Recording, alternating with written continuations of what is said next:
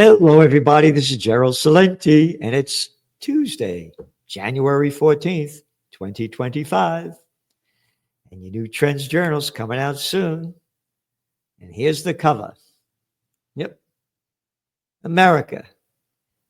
Trillions for fighter jets to kill millions.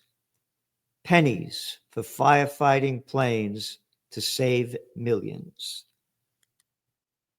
Here we are in the 21st century, and you can't put out fucking fires.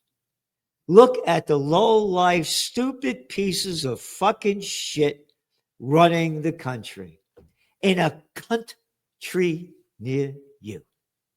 One low-life piece of scumbag, arrogant shit. And that's what politicians are. Get this in your head, everybody. And then the little bureaucrats, little arrogant pieces of shit like the politicians who can't get a job in the real world and suck into the political system. And how do I know? I was there. I was the assistant to the secretary of the New York State Senate. Worked on major political campaigns in Westchester County. Designed and instructed the course American Politics and Campaign Technology, how to run political campaigns. Taught it at St. John's University. Was on the other side. That's why I quit. But I wouldn't know what I know if I wasn't on the other side. The people are running countries, cities, and states are the lowest pieces of fucking shit you could find anywhere. The horror that these poor people in California are living through. Can you imagine losing everything? You can't put out a fucking fire? You see this thing coming? Oh, no. But we could kill people all over the world. Hey, how about another $1 trillion to the military-industrial complex? Yeah. Disgusting. Disgusting. I feel so bad for these people. My God. Could you imagine losing everything you own?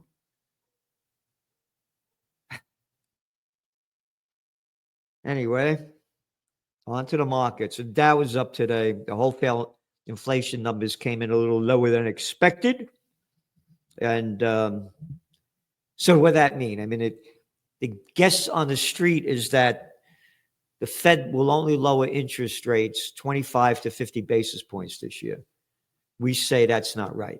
They're going to lower them more because Trump is going to do everything he can to ramp up this economy. Everything. And you saw it happen to gold because of the lower than expected inflation rate, the wholesale numbers, but consumer price numbers are coming out later this week. Gold went up $15. Now it's what, $2,677. And oil prices are now, Brent crude is around $80 a barrel. You go back to December, $71 a barrel. Why the prices go up? Because the fucking shithead scumbag politicians, we're going to put sanctions on Russia so we can cut back the oil. Yeah. So oil prices are going up. It's a disaster out there. And you read your economic update, and we're showing you what's going on in one country after another. One country after another. And what's going to happen with the tariffs? Trump came out today and said they're going to pass a whole new legislative body to make sure these taxes happen, the tariffs happen. Again, I agree with the tariffs, just to make it clear. And as President McKinley had said, what do you want?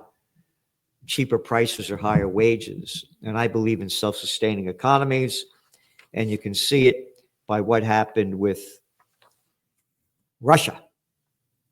When little Joe Biden said we're going to punish Putin, they put sanctions on Russia when the Ukraine war began in February 2022. And we said Russia has all the human and natural resources they need to be self-sustaining. So all these companies that pulled out, the Starbucks, all these places, the Russian people took them up. And their economy is doing very well. But so inflation's going up as well. And then they're saying inflation's going down in Europe.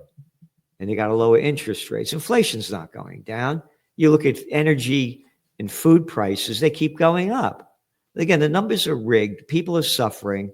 and bad situations are only going to become much worse. And we've been bullish on Bitcoin for years, and now Bitcoin went up almost some 4%, and it's back to the almost $96,000 a coin range. And again, on the economic update section, we're looking at mortgage rates now. They're the highest in 6 months. In the meanwhile, corporate bankruptcies have hit a 14-year high. So mortgage rates are up, bankruptcies are up. And the reason the bankruptcies are up is because rates were so low before when they fought the COVID war, and now they're up. So it goes back that both of these things are connected. So again, we're forecasting that Trump is going to lower interest rates. He pushed the Federal Reserve to do it back in December of 2018, when the Dow had its worst December since 1931, the Great Depression. And what else do we have here?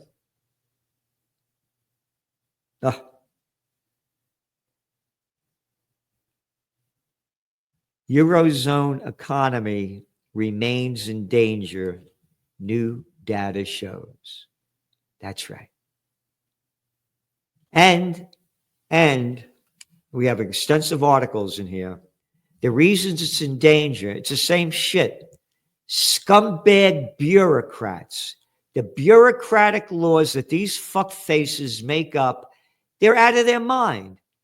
And all they want is power. They're power-hungry little fucking freaks that never work a day in their life and just suck off the public tit. Oh, like Joe Biden?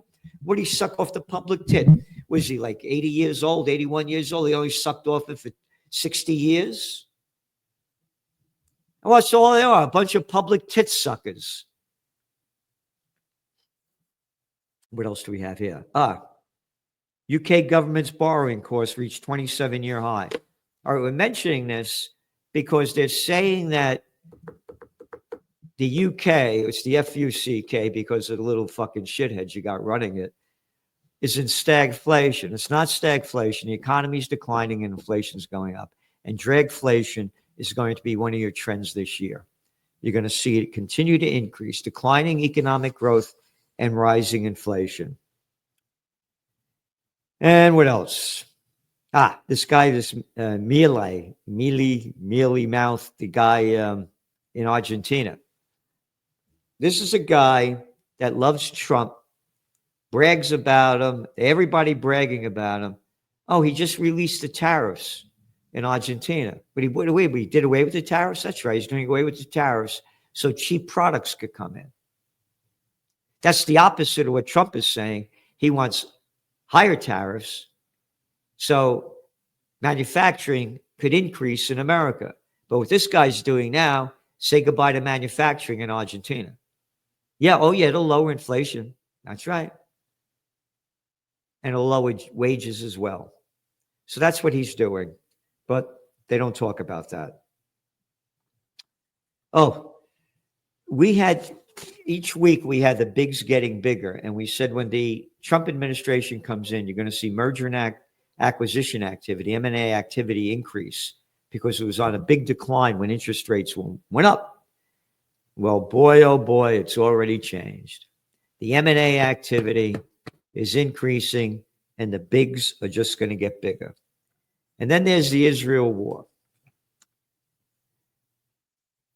Good news. And we wrote about it in your Trends Journal. The Trump administration has pressured Netanyahu to agree to the hostage deal. And we have the facts in there that Ben-Gvir clown boy stating how they killed the previous hostage deals. Hamas agreed to every one of them. And we're going to see what happens now if that extreme right-wing element's going to kill it again. So this is great. Trump lived by his word. As trend forecasters, we travel the world when we look at our information. We want to hear what everybody has to say. Just before I went on the air, I said, let me go to Press TV, see what the Iranians have to say about this. Netanyahu tells hostage families he's willing to agree to prolonged ceasefire in exchange for hostages. This is from, excuse me, that was from Haaretz. President and Prime Minister Benjamin Netanyahu met with families of the hostages on Tuesday and told them he's willing to agree to a prolonged ceasefire in exchange for their return. He added that's only a matter of days or hours. And once Hamas responds, the process can begin immediately. Again, that's from Haaretz and basically what the Western media is reporting. This is from Press TV. President-elect Donald Trump has promised to allow the Israeli regime's prime minister, Benjamin Netanyahu, to resume the campaign of genocide in the besieged Gaza Strip after signing a potential ceasefire deal with Hamas, according to Israeli media. Ynet News, citing a source familiar with the matter, reported today that Trump has promised Netanyahu that if he agrees to a ceasefire and the withdrawal of Israeli military forces from Gaza, he will support Tel Aviv retroactively if it decides to resume war and violate the truce. Got it? And again, we only report the facts.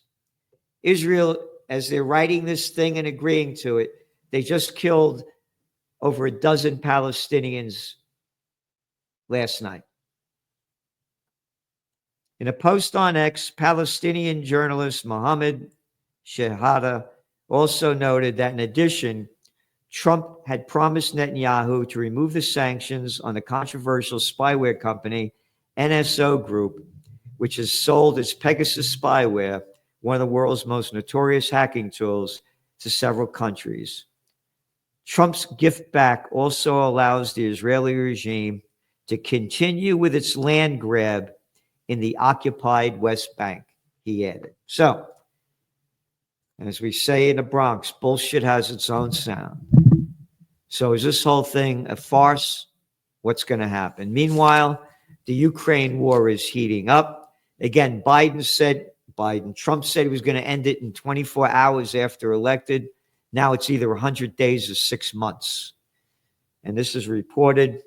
Ukraine struck Russian regions with a major drone and missile attack overnight, damaging at least 2 factories and forcing schools to close in a major southern city in Russia, according to Russian officials in the media.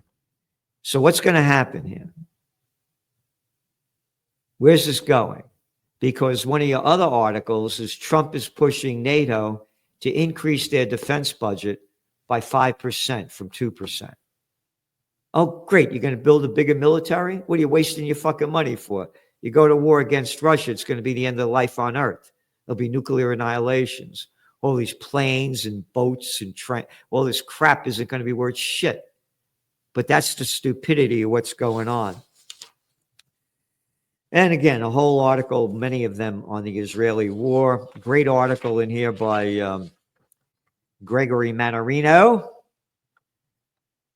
World liquidity crisis.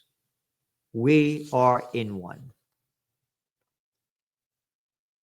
And on the technocracy end, Trends in Technocracy by Joe Duran, the technocracy man. This guy writes about technocracy like nobody else.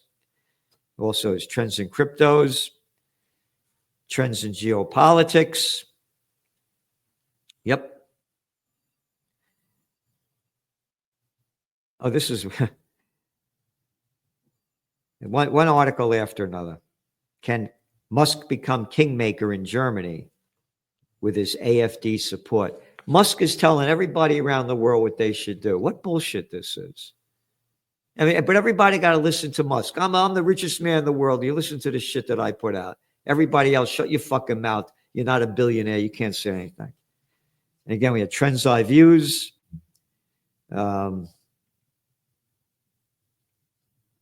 Presidential reality show, Trump's team, the Billionaire Club,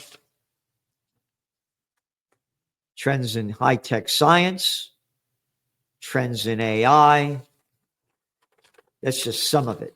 So get your Trends Journal because the Washington Post just laid off another 4% of their people. We're getting hardly any articles from the Toilet Paper Record or the Wall Street Journal. Hardly anything.